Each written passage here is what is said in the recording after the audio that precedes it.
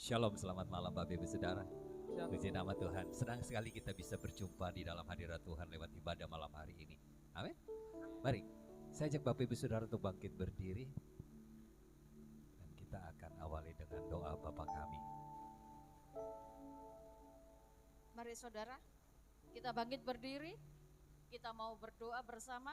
Doa Bapa kami. Siapkan hati kita. Bapa kami yang ada di surga, dikuduskanlah namamu, datanglah kerajaanmu, jadilah kehendakmu, di bumi seperti di surga. Berikanlah kami pada hari ini makanan kami yang secukupnya, dan ampunilah kami akan kesalahan kami, seperti kami juga mengampuni orang yang bersalah kepada kami. Dan janganlah membawa kami kepada pencobaan, tetapi lepaskanlah kami daripada yang jahat. Karena Engkaulah yang empunya kerajaan dan kuasa dan kemuliaan sampai selama-lamanya. Amin. Silakan duduk.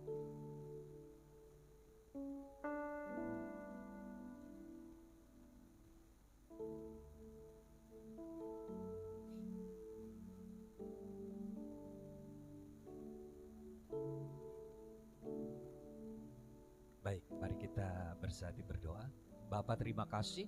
Kami mengucap syukur pada malam hari ini. Tuhan pimpin setiap kami tiba di tempat ini tanpa kurang suatu apapun. Dan setiap kami datang ke tempat ini, kami rindu masuk di dalam hadirat-Mu. Sebab kami yakin dan percaya di dalam hadirat-Mu ada kekuatan. Di dalam hadirat-Mu ada pemulihan. Oleh sebab itu ini setiap kami Tuhan, kami datang dengan penuh kerinduan. Di dalam nama Tuhan Yesus kami buka ibadah ini. Haleluya. Amin. Amin.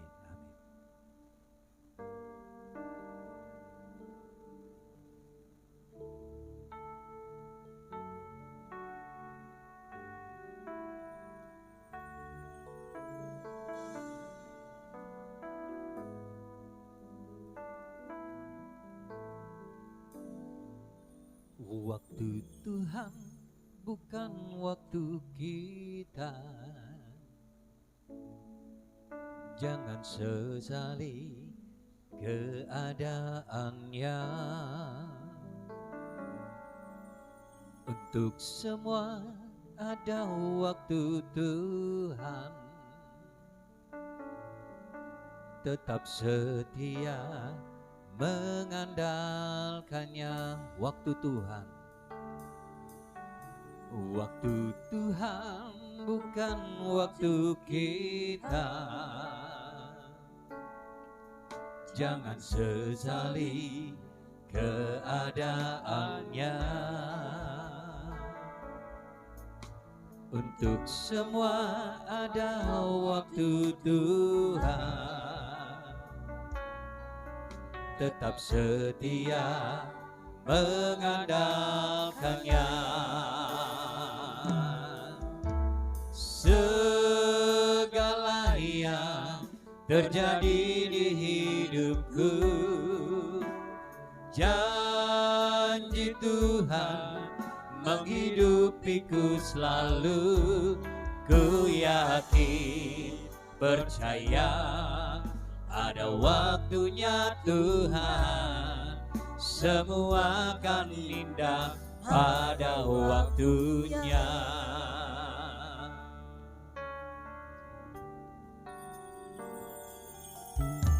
Waktu Tuhan bukan waktu kita. Jangan sesali keadaannya. Untuk semua ada waktu Tuhan. Tetap setia mengandalkannya. Segala yang terjadi di hidupku, janji Tuhan menghidupiku selalu. Ku yakin, percaya ada waktunya Tuhan. Semua akan indah pada waktunya. Segala yang terjadi di hidupku, janji Tuhan menghidupiku selalu.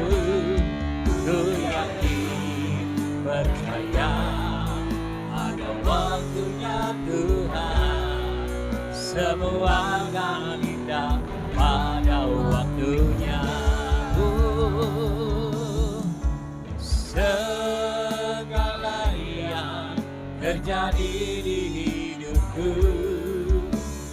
janji Tuhan menghidupiku selalu. Ku yakin percaya ada waktunya Tuhan, semua akan indah pada waktunya. Biarlah kita naikkan pujian ini sebagai doa kita kepada Tuhan. Waktu Tuhan bukan waktu kita, jangan sesali keadaannya. Untuk semua ada waktu Tuhan, tetap setia mengandalkannya. Segala yang terjadi di hidupku, janji Tuhan menghidupiku selalu. Ku yakin percaya ada waktunya Tuhan, semua akan indah pada waktunya.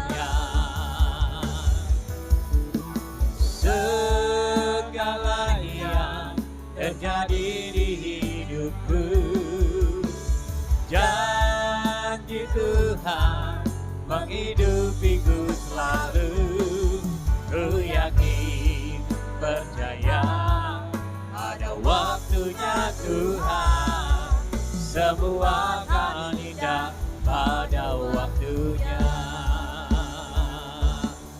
Ku yakin percaya ada waktunya Tuhan, semua akan indah pada waktunya. Sekali lagi katakan, ku yakin percaya ada waktunya Tuhan, semua akan indah pada waktunya.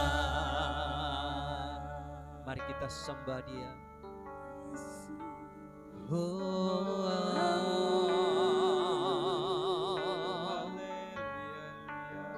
Sungguh ku percaya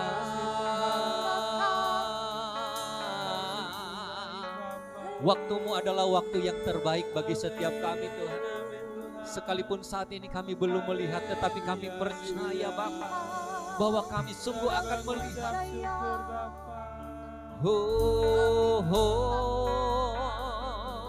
Haleluya.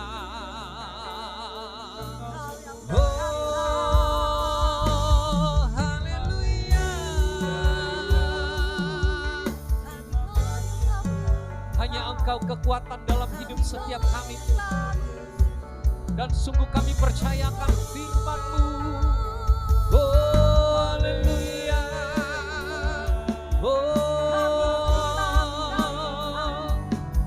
Haleluya.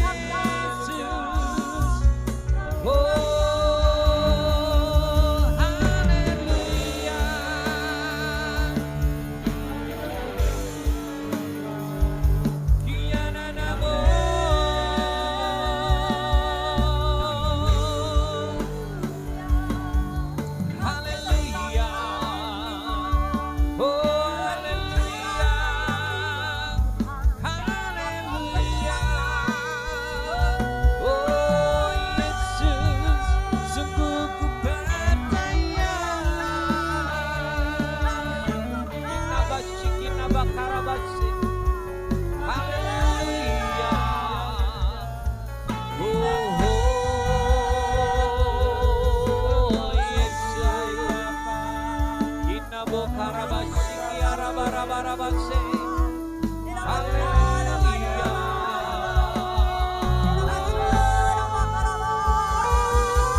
Terima kasih ya Bapa. Terima kasih ya Tuhan. Kami ada sampai saat ini hanya karena kasih dan anugerah-Mu.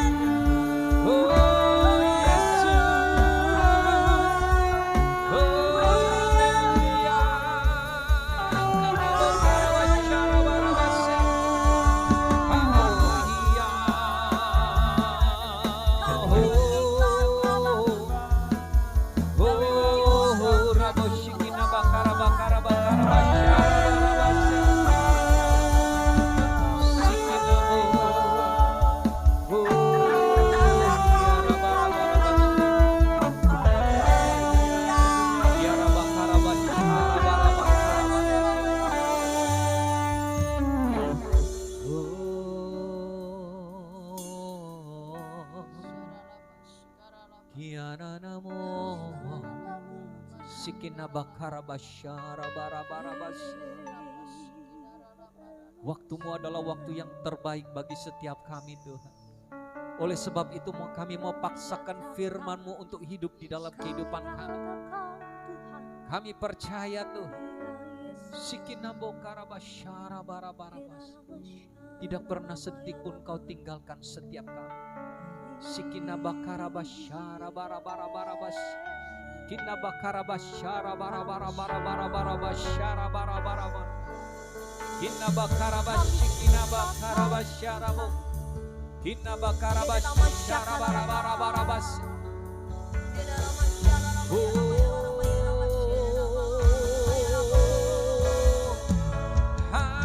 Haleluya.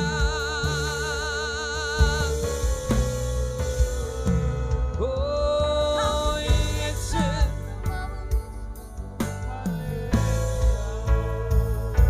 Kinabakarabasharabarabarabarabas.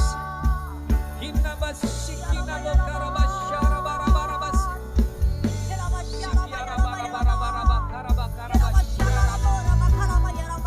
Haleluya Tuhan. Syarabakarabasharabarabarabarabas. Sikinabakarabasharabarabas. Haleluya Bapa.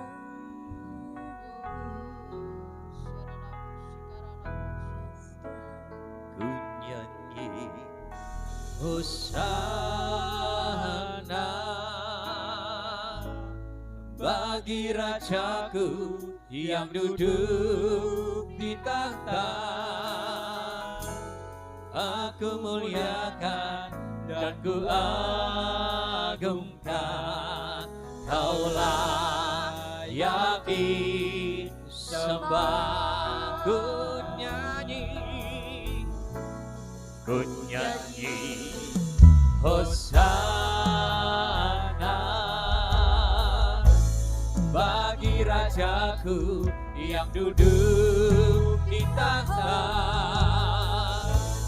Aku muliakan dan ku agungkan. Kau layak disembah. Mari Bapak Ibu Saudara saya ajak terbang berdiri. Ku nyanyi Hosana bagi Rajaku yang duduk di tahta.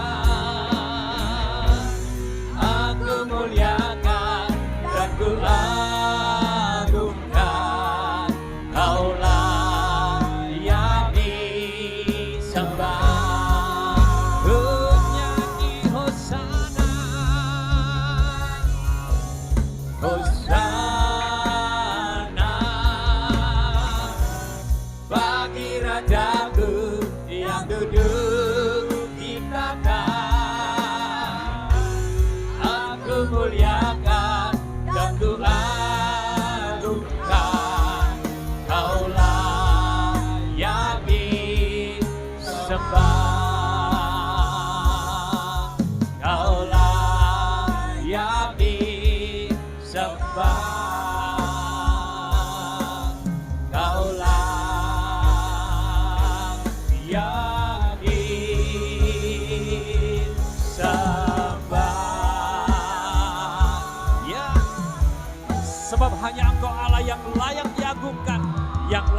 sembah. Di dalam nama Yesus. Sama-sama kita katakan, amin. Berikan sorak-sorai yang dahsyat bagi Allah kita. Haleluya. Bapak Ibu Saudara bersuka cita. Kasih salam kanan kiri muka belakang dan katakan bersuka cita dalam Tuhan. Karena jalan bersama Yesus selalu manis. Yeah.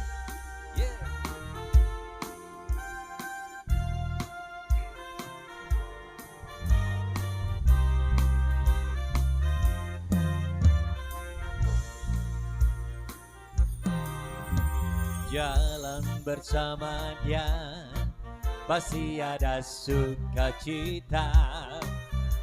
Jalan bersama Yesus hatiku kan sejahtera. Oleh karena kasih-Nya hidupku selalu bahagia. Oleh karena cintanya damai di hatiku. Sekali lagi katakan jalan bersama Dia.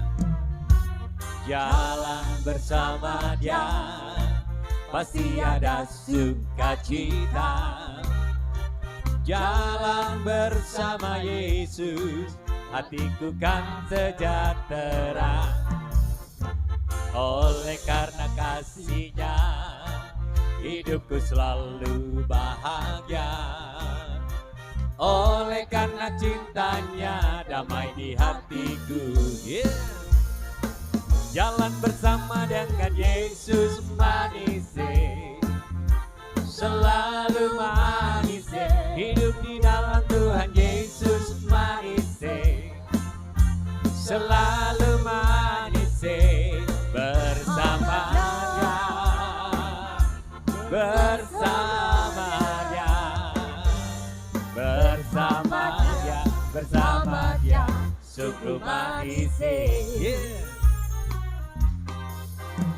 Jalan bersama Dia pasti ada sukacita.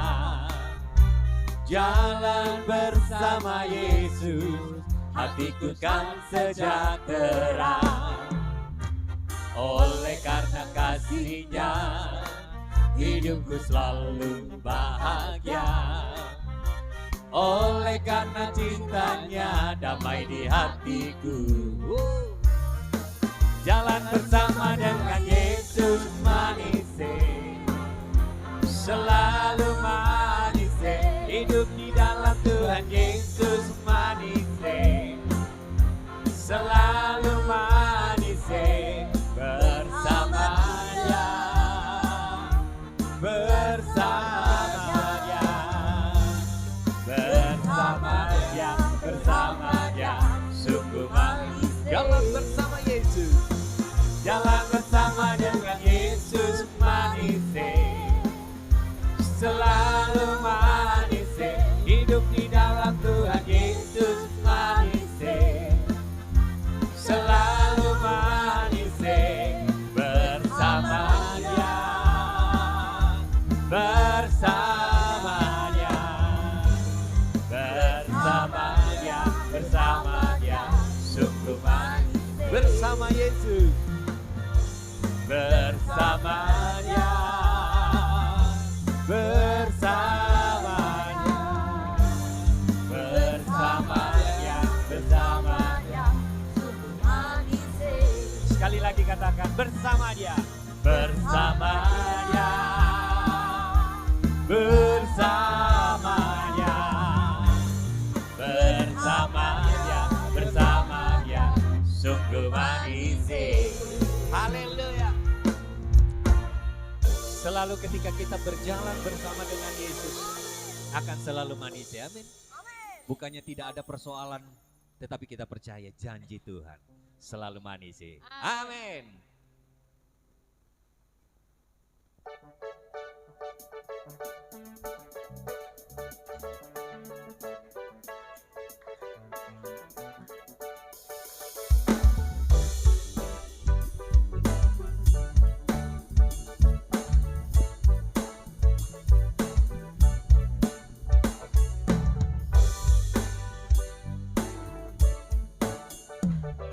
Betapa dalamnya kasih setiamu, betapa besarnya kebaikan-Mu hidupku dipenuhi, kemuliaan-Mu indahnya, oh Yesus Tuhanku. Oh betapa dalamnya kasih setiamu, betapa besarnya kebaikan-Mu hidupku dipenuhi, kemuliaan-Mu indahnya, oh Yesus Tuhanku. Sempurnalah kehidupanku sejak Kau hadir dalam hatiku. Kau perhatikanku setiap waktu, oh sungguh indahnya Yesus Tuhanku. Betapa dalamnya kasih setiamu, betapa besarnya kebaikan-Mu hidupku dipenuhi, kemuliaan-Mu indahnya, oh Yesus Tuhan. Sekali lagi katakan, oh betapa dalamnya kasih setiamu, betapa besarnya kebaikan-Mu hidupku dipenuhi, kemuliaan-Mu indahnya, oh Yesus Tuhanku. Sempurnalah kehidupanku sejak Kau hadir dalam hatiku. Kau perhatikanku setiap waktu, oh sungguh indahnya Yesus Tuhanku. Sempurnalah kehidupanku sejak Kau hadir dalam hatiku. Kau perhatikanku setiap waktu, oh sungguh indahnya Yesus Tuhanku. Betapa dalamnya kasih setiamu, betapa besarnya kebaikan-Mu hidupku dipenuhi, kemuliaan-Mu indahnya, oh Yesus Tuhanku. Oh betapa dalamnya kasih setiamu, betapa besarnya kebaikan-Mu hidupku dipenuhi, kemuliaan-Mu indahnya, oh Yesus Tuhan. Hidupku dipenuhi, kemuliaan-Mu indahnya, oh Yesus Tuhan. Hidupku dipenuhi, kemuliaan-Mu indahnya, oh Yesus Tuhan.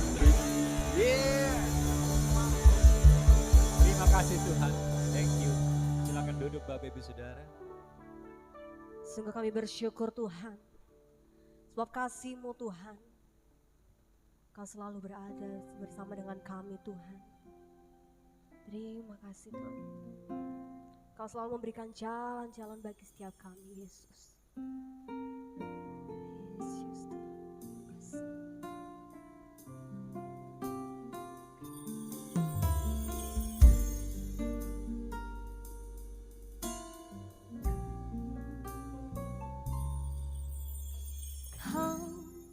Selalu ajaib bagiku, jalanmu tak terselami. Saat Kau yang membuka pintu, tak ada yang menutupnya. Masih ada jalan terbuka untukku, masih ada jalannya Tuhan, masih ada jalan terbuka untukku. Ku lihat kebesaran-Mu.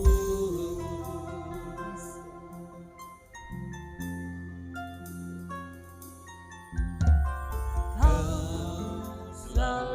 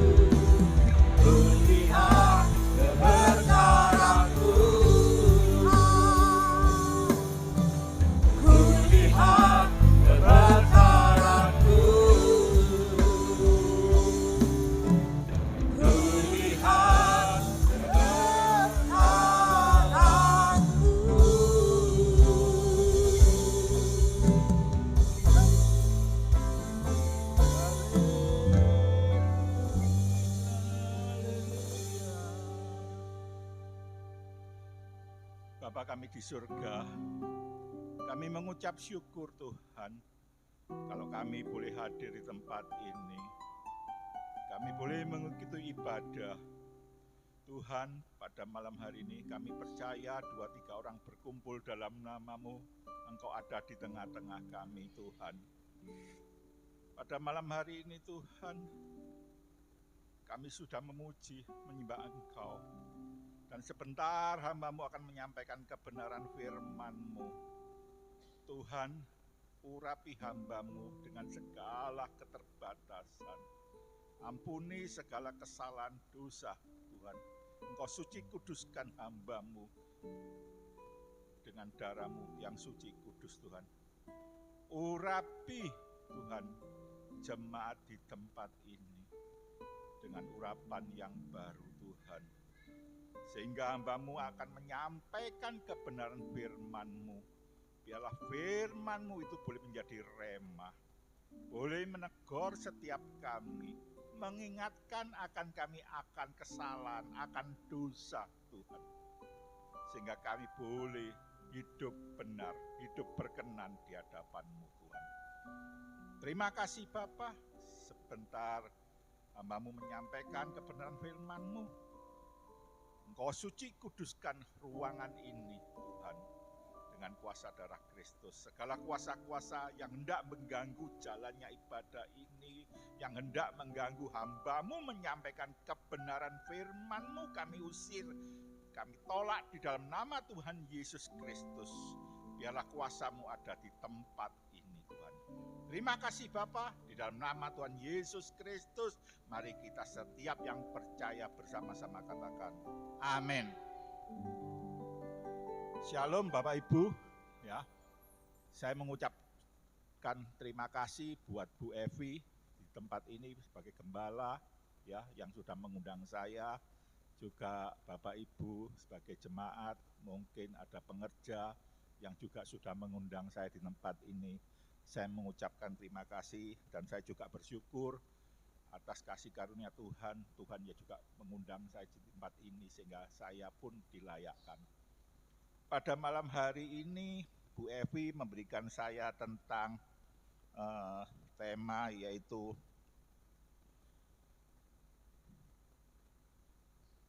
kerendahan hati. Kerendahan hati ya adalah pemilik surga. Itu ada di dalam Matius pasal 18 ayat 4 ya. Mari kita buka ya Alkitab baik di gadget ya. Matius 18 ayat 4. Ya. Sudah ketemu? Mari kita baca bersama-sama.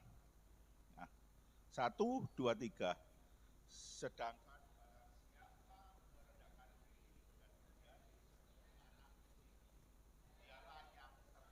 dalam kerajaan surga, ya, orang yang rendah hati adalah pemilik kerajaan surga, pemilik surga, ya. Jadi orang yang tinggal di dalam kerajaan surga. Semua orang Kristen, ya, entah itu orang Kristen yang benar-benar sejati, orang Kristen sejati maupun yang Kristen KTP pasti menginginkan surga. Ya, juga demikian juga mungkin dari kita sering dengar kaum seberang mengklaim, mengkafling surga sudah menjadi milik mereka. Ya. Tetapi kita belajar dari firman Tuhan dikatakan di dalam Matius 18 ya ayat 1 sampai 5 ya akan saya bacakan. Siapa yang terbesar dalam kerajaan surga? Yang dengan kata lain orang yang menjadi pemilik surga, orang yang ada di surga, yaitu di dalam Matius 18 ayat 1 sampai 5 saya bacakan. Pada waktu itu datanglah murid-murid itu kepada Yesus dan bertanya, siapakah yang terbesar dalam kerajaan surga? Maka Yesus memanggil seorang anak kecil dan menempatkannya di tengah-tengah mereka. Ayat ketiga, lalu berkata, aku berkata kepadamu sesungguhnya jika kamu tidak bertobat dan menjadi seperti anak kecil ini, kamu tidak akan masuk ke dalam kerajaan surga. Mari kita baca bersama-sama ayat 3 ini. 1, 2, 3. Lalu berkata, aku berkata kepadamu sesungguhnya jika kamu tidak bertobat dan menjadi seperti anak kecil ini, kamu tidak akan masuk ke dalam kerajaan surga. Ini penting sekali. Lalu yang keempat, sedangkan barang siapa merendahkan diri dan menjadi seperti anak kecil ini, ya, dialah yang terbesar dalam kerajaan surga. Yang kelima, dan barang siapa menyambut seorang anak seperti ini dalam namaku, ia menyambut aku.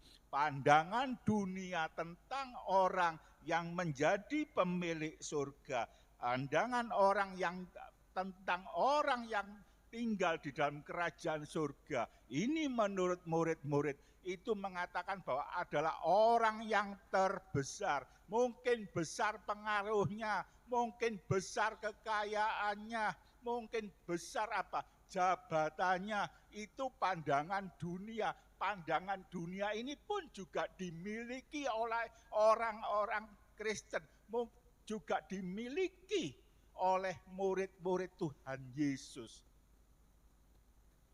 Mereka murid-murid Yesus pun mengikuti dan mempunyai pandangan seperti ini. Demikian juga saat ini banyak orang-orang Kristen memiliki pandangan bahwa kalau orang yang kaya besar pengaruhnya, mungkin membagi-bagikan harta, itu orang yang menjadi pemilik surga, tinggal di surga.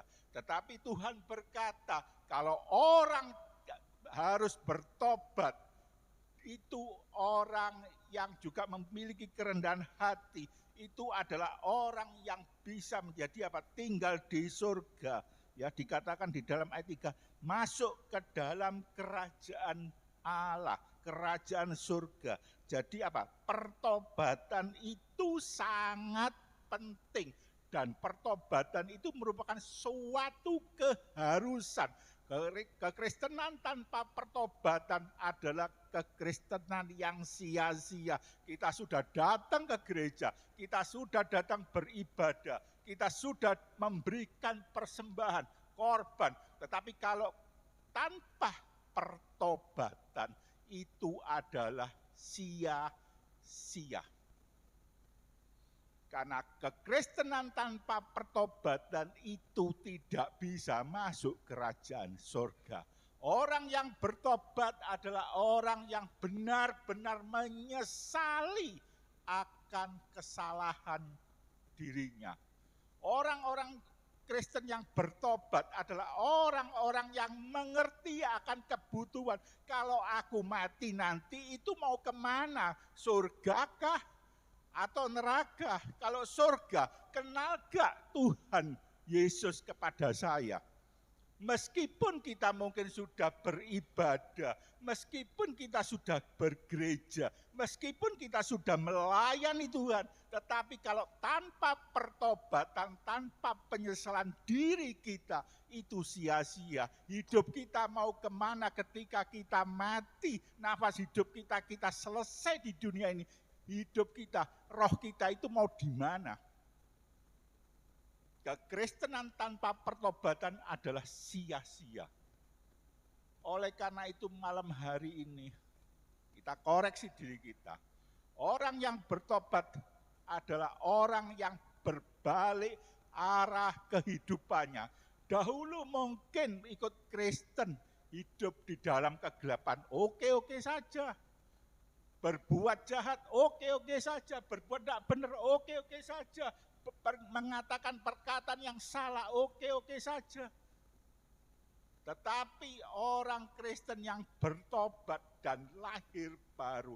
Itu arah tujuan hidupnya sudah berubah. Yang dahulu hidup di dalam kegelapan sekarang berbalik kepada terang Allah yang ajaib. Dahulu tidak di dalam kebenaran, sekarang hidup di dalam kebenaran.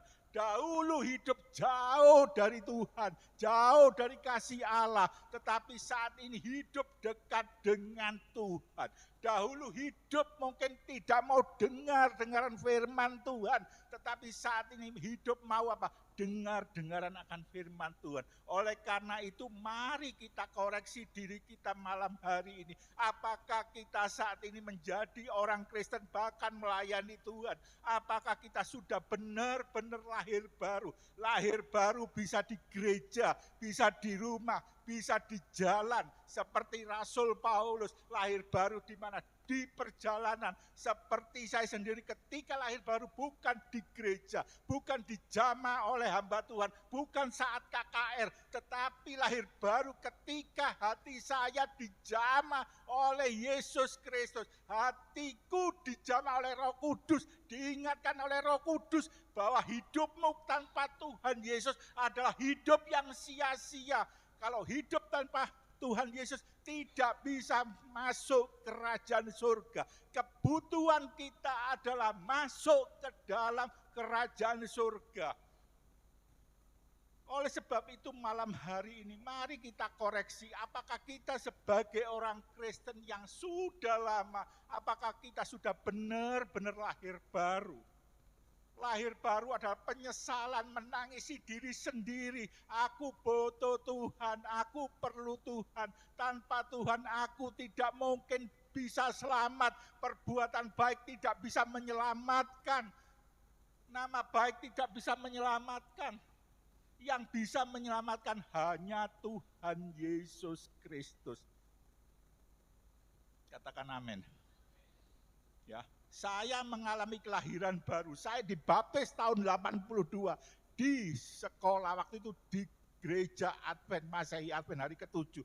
Di mana? Di kolam renang Tegal Sari 82. Masih belum mengerti meskipun dibaptis, meskipun sudah ke gereja, meskipun di rumah ada persekutuan doa berkorban, tapi tidak mengerti. Tetapi orang yang mengalami kelahiran baru itu menangisi akan dosa, menangisi akan diri sendiri. Diri kita itu sudah bejat, diri kita sudah rusak, diri kita gambar Allah sudah hancur karena perbuatan jahat kita, karena dosa-dosa kita. Itu penyesalan yang sangat dalam dan itu menangisnya bukan cuma 1 hari, bisa hampir 2-3 minggu kalau enggak salah. Oleh sebab itu mari cek diri kita. Sangat penting pertobatan. Karena kekristenan tanpa pertobatan, kekristenan yang sia-sia. Ya, kekristenan yang sia-sia. Ya.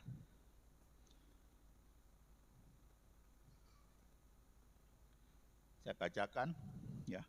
Mengalami kelahiran baru itu suatu keharusan di dalam Yohanes 3 ayat 3:5-7. Saya bacakan.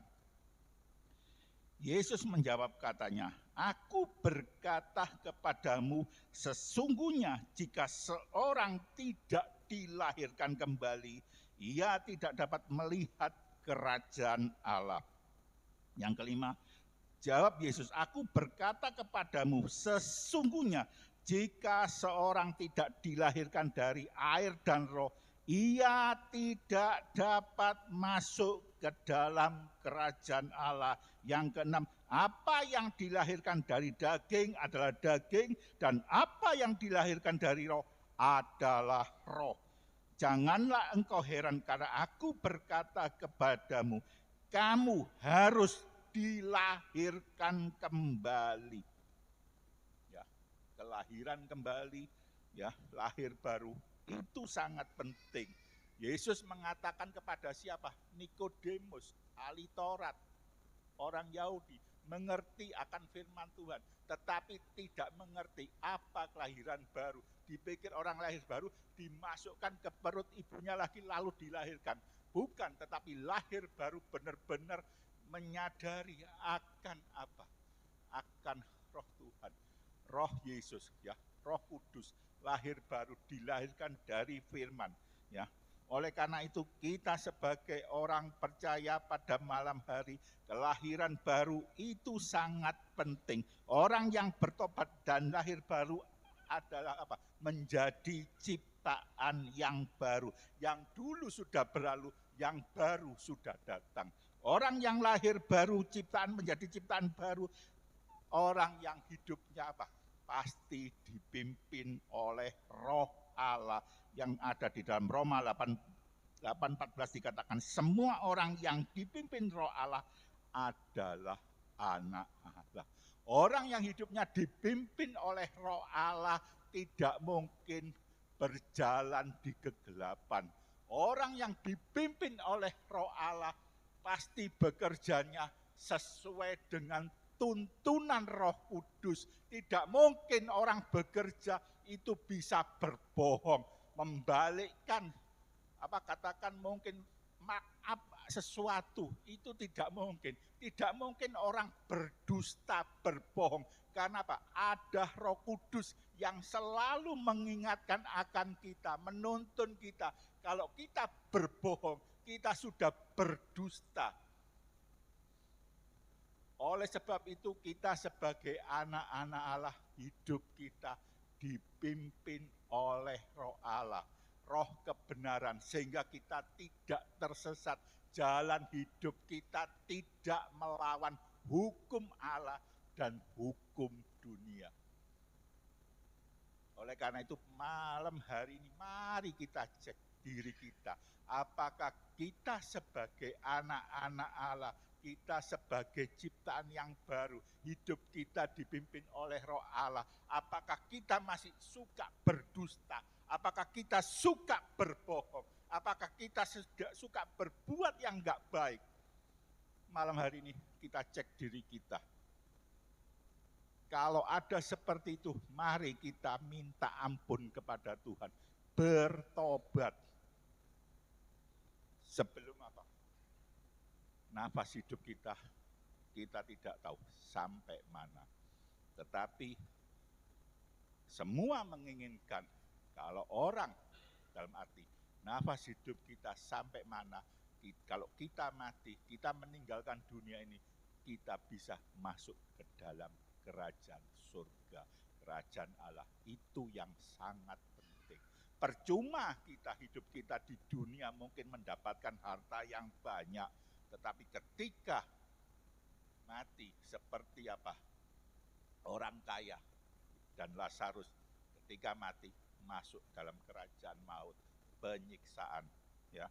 Oleh karena itu malam hari ini cek diri kita, apakah kita sebagai anak-anak Allah kita dipimpin oleh roh Allah, ya. Roh Allah. Jikalau kita hidup oleh roh, baiklah kita juga dipimpin oleh roh. Mengalami perubahan hidup, ya. Perubahan hidup baik akal budi kita, pikiran kita. Di dalam Roma 12 ayat 2 dikatakan, janganlah kamu menjadi serupa dengan dunia ini, tetapi berubahlah oleh pembaruan budimu, sehingga kamu dapat membedakan manakah kehendak Allah, apa yang baik, yang berkenan kepada Allah, dan yang sempurna. Ya. Sebagai anak-anak Allah, hidup dipimpin oleh roh Allah, hidup kita harusnya berubah. Tidak sama dengan dunia ini. Harus apa? Sama dengan apa yang diinginkan Kristus. Kita memiliki juga karakter Kristus yang ada di dalam diri kita. Orang yang hidup di dalam roh tidak hidup dalam daging. Itu pasti, karena daging dan darah tidak dapat masuk kerajaan Allah. Itu ada di dalam 1 Korintus 15 ayat 50, demikian firman Tuhan. Saudara-saudara, inilah yang hendak kukatakan kepadamu, yaitu bahwa daging dan darah tidak mendapat bagian dalam kerajaan Allah, dan bawah yang binasa tidak mendapat bagian dalam apa yang tidak binasa. Oleh karena itu kita sebagai anak-anak Tuhan, anak-anak Allah yang hidup dipimpin oleh Roh Allah, kita tidak hidup di dalam kedagingan, ya. Karena apa? Orang yang lahir baru tidak akan hidup di dalam kedagingan. Apa saja perbuatan daging yang nyata, yaitu percabulan, kecemaran, hawa nafsu, penyembahan berhala, sihir, perseteruan, perselisihan, iri hati, amarah, kepentingan diri sendiri, percederaan, roh pemecah, kedengkian, kemabuan, pesta pora, dan sebagainya. Terhadap semuanya itu kuperingatkan kamu, seperti yang telah kubuat dahulu, bahwa barang siapa melakukan hal-hal yang demikian, ia tidak akan mendapat bagian dalam kerajaan Allah. Oleh karena itu cek diri kita, apakah di dalam diri kita, di dalam hati kita, di dalam pikiran kita masih adakah kebencian, ada ilah-ilah lain yang ada di dalam hidup kita. Ya, kita harus cek diri kita. Karena apa? Tuhan tidak berkenan. Karena bagian ini tidak dapat masuk kerajaan Allah. Apakah kita sebagai orang Kristen, orang yang melayani Tuhan, apakah kita masih memiliki kedagingan, kemarahan kepada orang lain, pemecahan, roh pemecah, kebencian, itu semuanya adalah tidak dapat masuk kerajaan Allah. Oleh karena itu malam hari ini mari kita cek diri kita. Apakah di dalam diri kita masih ada kedagingan? Ya, karena daging dan darah tidak dapat masuk kerajaan surga. Hidup menuruti daging akan mati, yaitu di dalam Roma 8:13 dikatakan, sebab jika kamu hidup menurut daging, kamu akan mati, tetapi jika oleh roh kamu mematikan perbuatan-perbuatan tubuhmu, kamu akan hidup. Ya. Oleh karena itu malam hari ini sebagai orang Kristen yang sudah lahir baru, cek diri kita sendiri. Apakah kita mungkin bisa masih jatuh dalam dosa, masih ada kedagingan. Kalau itu ada, kita akui di hadapan Tuhan malam hari ini.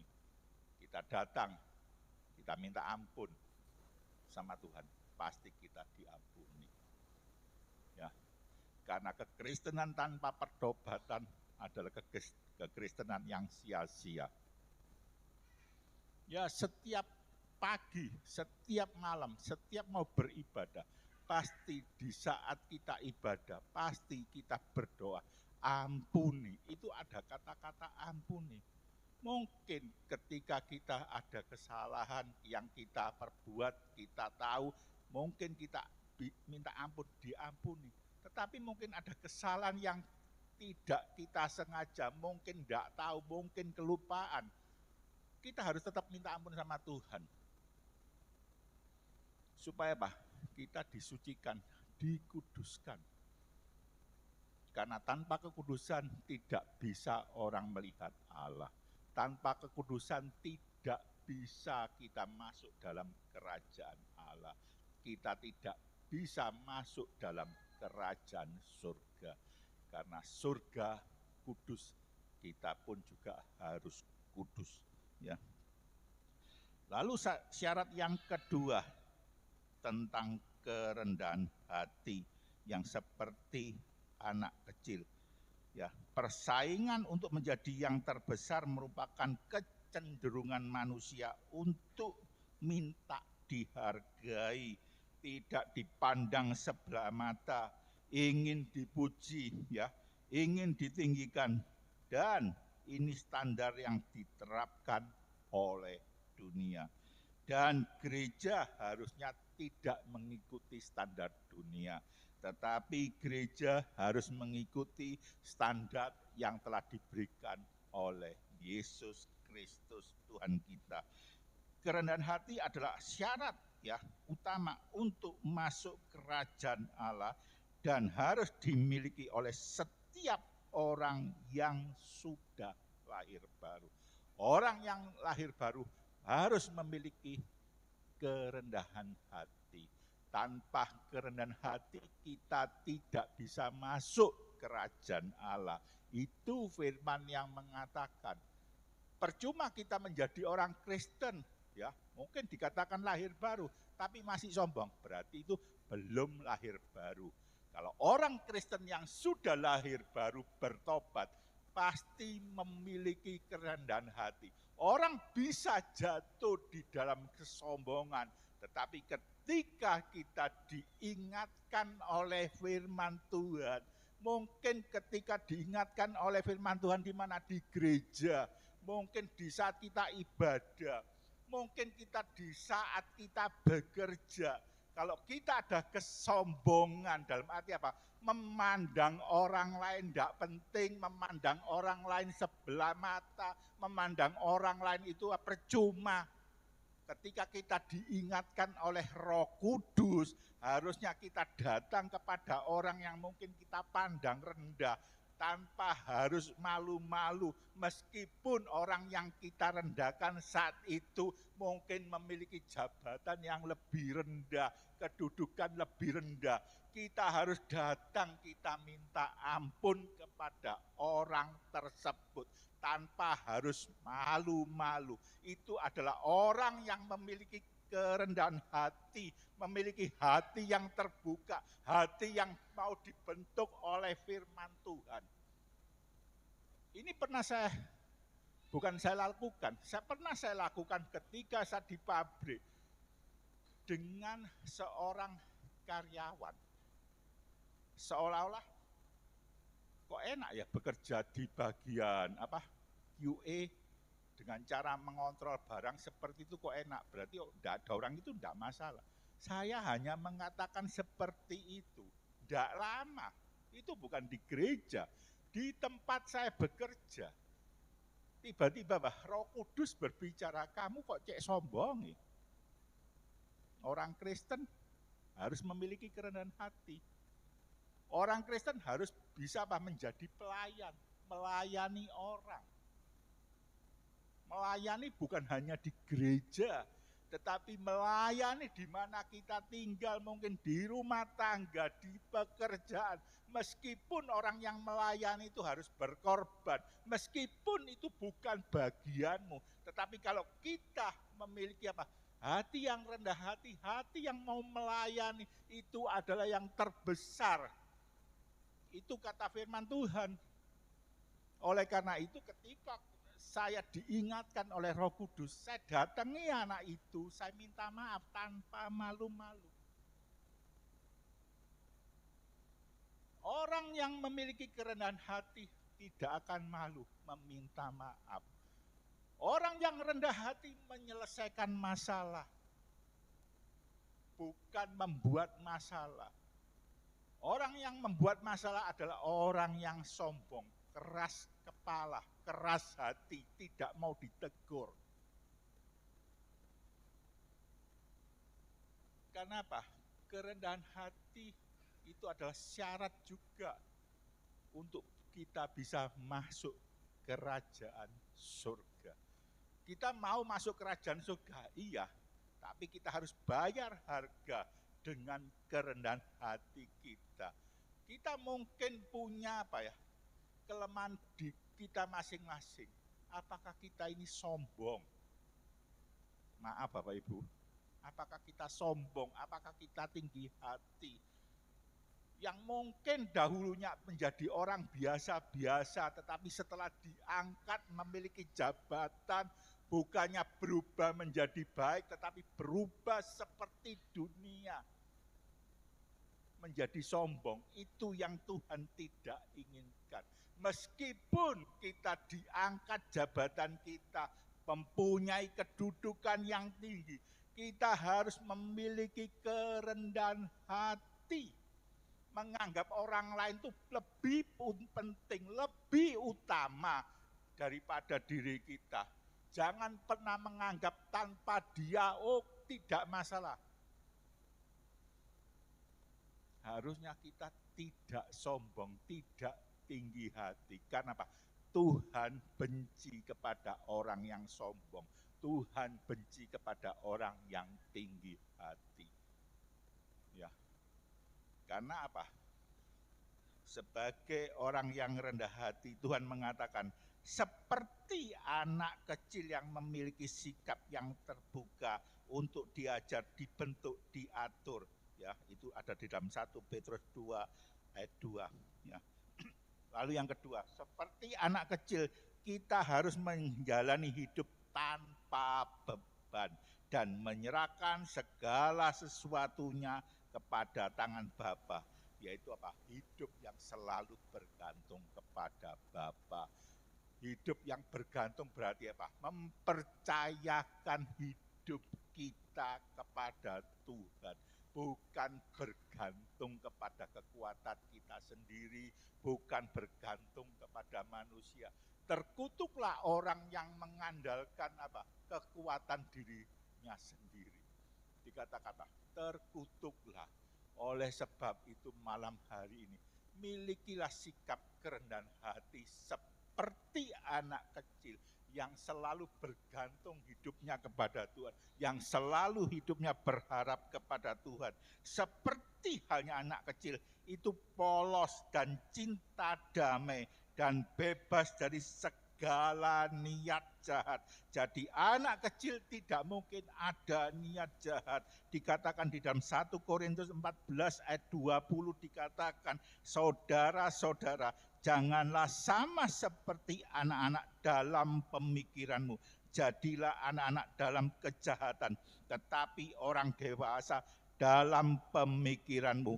Itu ada dikatakan di dalam firman Allah yang hidup terjemahan. Dikatakan, saudara sekalian yang saya kasih, janganlah bersikap kekanak-kanakan dalam memahami hal-hal ini. Jadilah seperti bayi yang tidak mengenal kejahatan.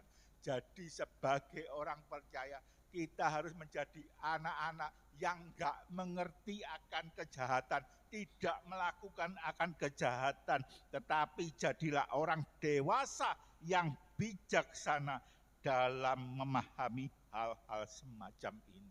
Kita orang menjadi orang Kristen harus bijaksana, bisa memilih manakah yang baik, yang berkenan kepada Allah, manakah yang enggak baik dan yang enggak berkenan kepada Allah. Itu yang harus kita lakukan, itu yang harus kita pilah-pilah. Ya, yang keempat, seperti anak kecil memiliki ketaatan dan patuh kepada bapaknya. Bagaimanakah dengan kita? Apakah kita taat dan patuh kepada Tuhan? Ada dalam Galatia 4 ayat 2 dikatakan, ya, tetapi ia berada di bawah perwalian dan pengawasan sampai pada saat yang telah ditentukan oleh Bapaknya. Ketaatan kita kepada Bapa adalah ketaatan sampai akhir hidup kita. Kita taat, kita setia kepada Tuhan. Yang kelima, seperti anak kecil yang tidak memandang rendah akan orang lain, yaitu di dalam Roma 12 ayat 16, demikian firman Tuhan, hendaklah kamu ya sehati sepikir dalam hidupmu bersama. Janganlah kamu memikirkan perkara-perkara yang tinggi, tetapi arahkanlah dirimu kepada perkara-perkara yang sederhana. Janganlah menganggap dirimu pandai. Kita enggak boleh sombong, ya.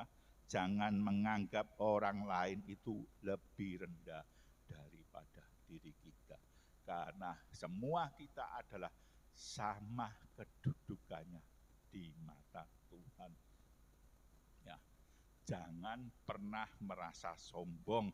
Mungkin kita beda, katakan orang beda kasta, beda jabatan, beda tingkatan.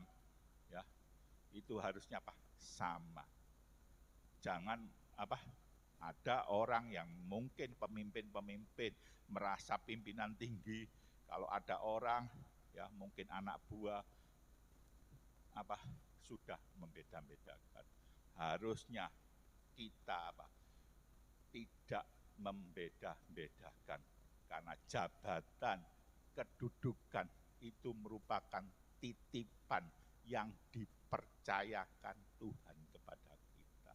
Tetapi di saat Tuhan sudah tidak percaya, maka kita tidak akan dipercaya oleh Tuhan, dipercaya oleh orang lain.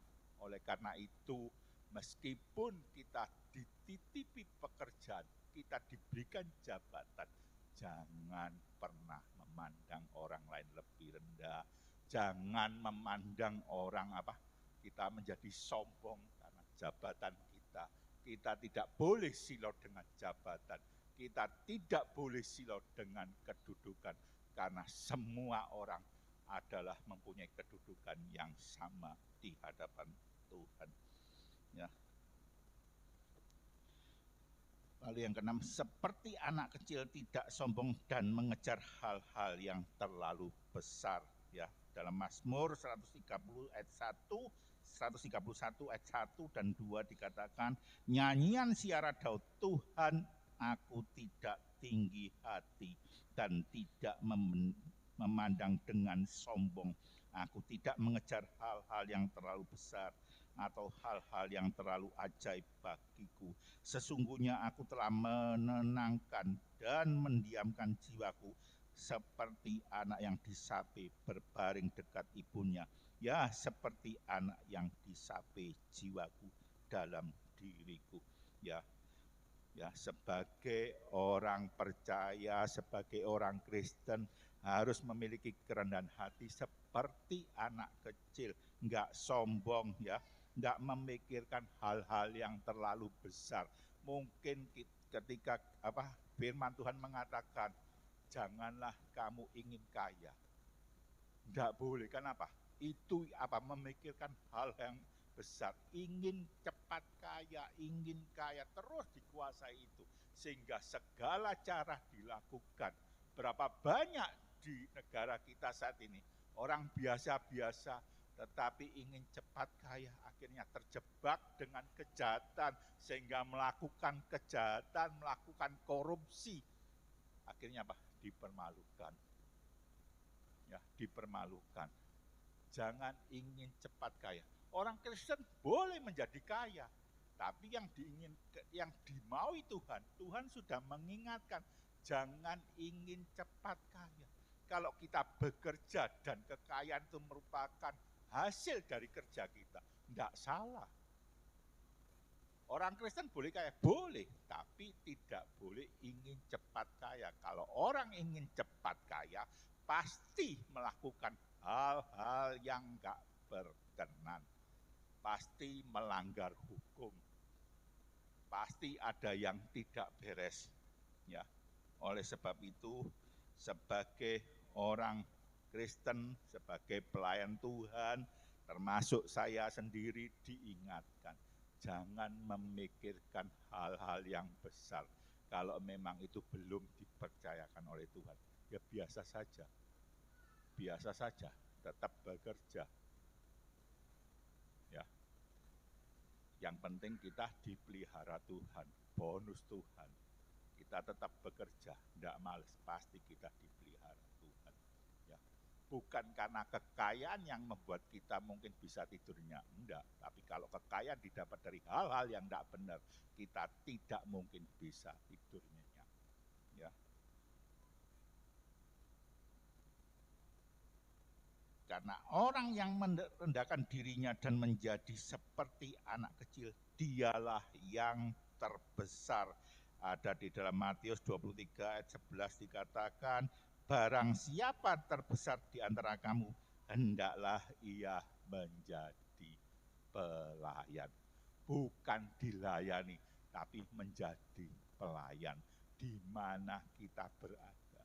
Kalau kita mau yang menjadi terbesar, kita bisa masuk kerajaan surga, pemilik surga, kita harus memiliki kerendahan hati. Orang yang rendah hati adalah orang yang melayani, bukan dilayani. Pandangan dunia tentang orang yang rendah hati biasanya Kalau orang yang dilayani itu adalah orang yang terbesar.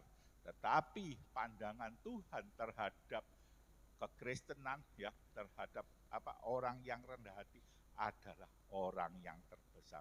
Karena orang yang rendah hati itu adalah orang yang mau melayani, bukan dilayani. Ya. Lalu yang ketiga, kelahiran baru dan menjadi ciptaan baru akan ditinggikan Tuhan Yesus. Ada dalam Matius 18 ayat 4 dikatakan, sedangkan barang siapa merendahkan diri dan menjadi seperti anak kecil ini, dialah yang terbesar dalam kerajaan surga. Ya, jadi apa? Mendapatkan ada kehormatan dari Tuhan. Ya, orang yang bisa masuk kerajaan surga pasti apa? Pasti dosa-dosanya sudah ditebus, ya. Pasti apa? Menjadi anak-anak Allah, ya. Sebagai anak-anak Allah pasti apa? Menjadi ahli waris kerajaan Allah. Kalau sebagai anak-anak Allah pasti ada penghormatan dari Tuhan. Kalau orang mau melayani pasti akan ditinggikan oleh Tuhan. Orang yang melayani pasti akan ditinggikan dan dimuliakan oleh orang lain. Karena apa? Orang yang mau melayani, ya, dimanapun, melayani bukan hanya di gereja, di mana kita bekerja. Orang yang melayani, ya, orang yang memiliki kerendahan hati dan mau melayani adalah orang yang ringan tangan, mau membantu kesulitan akan orang lain. Bukan tutup mata, bukan tutup telinga, tetapi ringan tangan, bisa menyelesaikan setiap permasalahan, setiap persoalan. Sehingga apa? Kita menjadi orang yang selalu dicari. Orang yang selalu diinginkan oleh orang lain. Kalau ada masalah, cari seperti ini, carikan seperti ini orang ini. Karena apa? Bisa menyelesaikan persoalan, bisa menyelesaikan masalah. Kita tidak menjadi batu sandungan, tetapi bisa menjadi apa? Penyelesaian persoalan. Karena apa? Orang yang rendah hati pasti akan disukai semua orang. Oleh karena itu malam hari ini kita cek diri kita sendiri. Apakah diri kita sudah mengalami kelahiran baru dan ada pertobatan, ya, dan memiliki kerendahan hati. Karena orang yang rendah hati pasti disukai oleh semua orang. Karena orang yang rendah hati di dalam pekerjaannya, di tempat dia bekerja, pasti akan disukai oleh semua orang. Karena orang yang rendah hati adalah orang yang memiliki hati terbuka. Bisa diajak ngomong, bisa diajak bicara, bukan mau menangnya sendiri. Ya. Oleh sebab itu, mari cek diri kita malam hari ini. Apakah kita sebagai orang Kristen yang sudah melayani, apakah kita sudah menjadi pemilik surga? Apakah kita sudah bisa masuk kerajaan Allah ketika hidup kita selesai di dalam dunia ini? Kalau hidup kita belum selesai, berarti masih banyak yang harus dikerjakan. Seperti kata kesaksian Ibu Evi tadi. Ya. Berarti apa? Tugas di dunia belum selesai. Kalau tugas di dunia sudah selesai, selesai juga rumah yang ada di surga. Oleh sebab itu, kita sebagai orang Kristen, baik yang melayani, kita semua menginginkan bisa masuk kerajaan surga, menjadi pemilik surga. Ya, cek diri kita malam hari ini, apakah kita mengalami benar-benar sudah mengalami kelahiran baru, suka firman Tuhan, suka dengar-dengar firman Tuhan, suka ketika kita salah, kita ditegur oleh Roh Kudus, kita mau berbalik. kepada kebenarannya. Ya, cek diri kita. Saya tidak tahu Bapak Ibu mengalami kelahiran baru di mana dan kapan, saya tidak tahu. Tetapi kalau malam hari ini belum ada yang belum mengalami, minta perjumpaan secara khusus dengan Tuhan. Biarlah Roh Kudus yang akan mengingatkan kita akan dosa, mengingatkan akan kebutuhan kita akan keselamatan.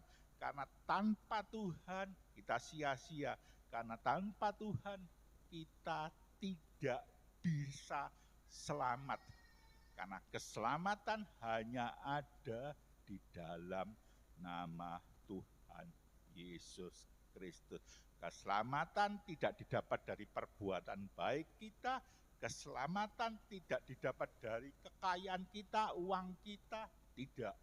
Tapi keselamatan didapat ketika kita mengaku dosa, percaya kepada Tuhan, dan Tuhan adalah Tuhan kita, juru selamat kita, penebus dosa kita, pemilik surga, pasti kita diselamatkan. Amin. Tuhan Yesus memberkati. Mari kita angkat satu pujian. Saya juga lupa tadi liriknya apa.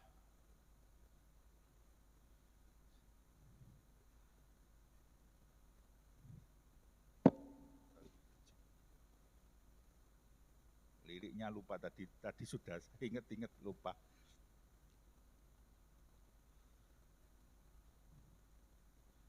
Ubah hidupku menjadi yang baru, bagai emas yang murni. Bapa,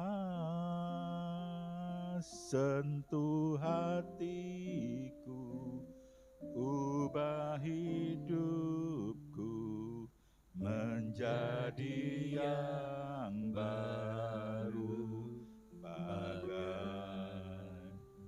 emas yang murni. Kau membentuk bejana hatiku.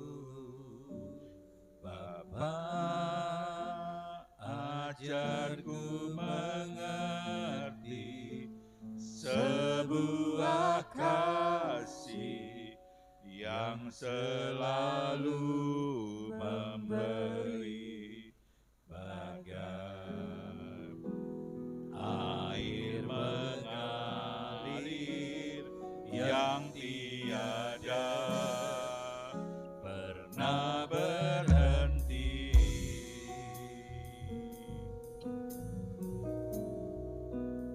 Betapa ku mencintai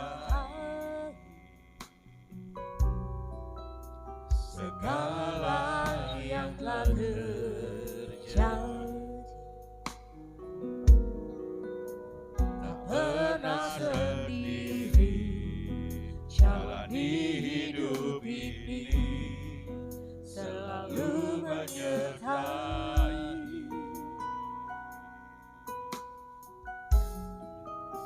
Betapa aku menyadari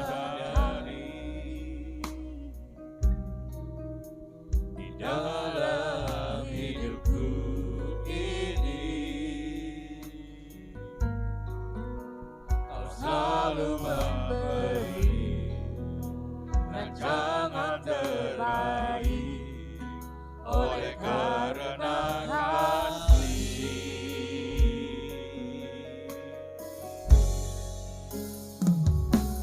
Bapa, sentuh hatiku, ubah hidupku menjadi yang baru, bagai emas yang murni. Kau membentuk bejana hatiku. Bapa, ajarku mengerti sebuah kasih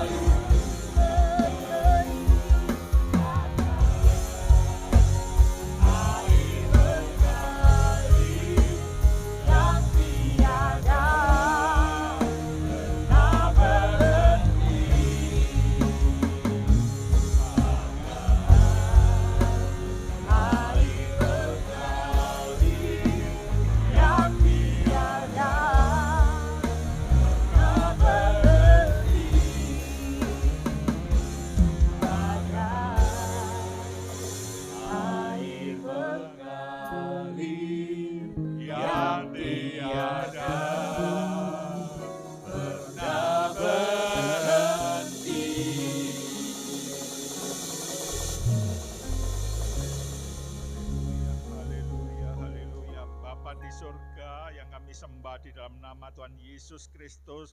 Pada malam hari ini hamba-Mu sudah menyelesaikan firman-Mu, menyampaikan kebenaran firman-Mu. Biarlah kebenaran firman-Mu itu boleh menjadi mata air yang tidak akan pernah berhenti. Biarlah kebenaran firman-Mu itu boleh mengingatkan akan kami tentang dosa. Pada malam hari ini hamba-Mu berbicara, jikalau ada umat-Mu yang di sini yang belum mengalami kelahiran baru, hamba-Mu berdoa di dalam nama Tuhan Yesus Kristus. Hamba-Mu minta biarlah mereka boleh berjumpa secara pribadi dengan Engkau dan mereka mengalami kelahiran baru. Mereka mengerti akan tentang dosa, mereka mengerti akan kebutuhan hidup setiap umat-Mu di tempat ini, bahwa kerajaan surga ingin dimiliki oleh setiap umat-Mu di tempat ini menjadi milik mereka. Mereka umat-Mu juga ingin masuk dalam kerajaan surga, kerajaan Allah. Terima kasih Tuhan, hamba-Mu sudah menyampaikan kebenaran firman-Mu. Engkau meteraikan setiap firman-Mu di dalam setiap hati kami, sehingga hidup kami diperbarui terus-menerus, akal budi kami diperbarui terus-menerus, sehingga hidup kami semakin hari semakin berkenan kepada Engkau, menyenangkan akan Engkau Tuhan. Terima kasih Tuhan buat malam hari ini. Hamba-Mu juga berdoa buat Ibu Gembala di tempat ini, Ibu Evi. Engkau tambahkan kesehatannya. Engkau semakin hari Ibu Evi semakin sehat, sehingga Ibu Evi ini boleh semakin melayani Engkau, mempermuliakan nama Engkau Tuhan, sehingga jemaat di tempat ini boleh ditambahkan jiwa-jiwa yang baru, jiwa-jiwa yang haus akan Engkau, jiwa-jiwa yang ingin mendapatkan keselamatan yang daripada Engkau. Hamba-Mu juga berdoa Tuhan buat persekutuan doa Philadelphia di tempat ini Tuhan. Tuhan memberkati. Engkau pakai PD Philadelphia di tempat ini boleh menjadi berkat, boleh menjadi terang. Kami juga berdoa buat umat-Mu di tempat ini. Mungkin yang tidak hadir, ada yang sakit, Tuhan jamah, Tuhan sembuhkan. Engkau berkati umat-Mu di tempat ini, baik dalam pekerjaannya, rumah tangganya, keluarganya. Engkau memberkati dengan berkat jasmani, berkat rohani, dan berkat yang tidak terduga-duga. Terima kasih Bapa, hamba-Mu sudah selesai berbicara. Terima kasih Bapa, di dalam nama Tuhan Yesus Kristus yang sudah terima berkat, mari bersama-sama katakan amin. Saya kembalikan kepada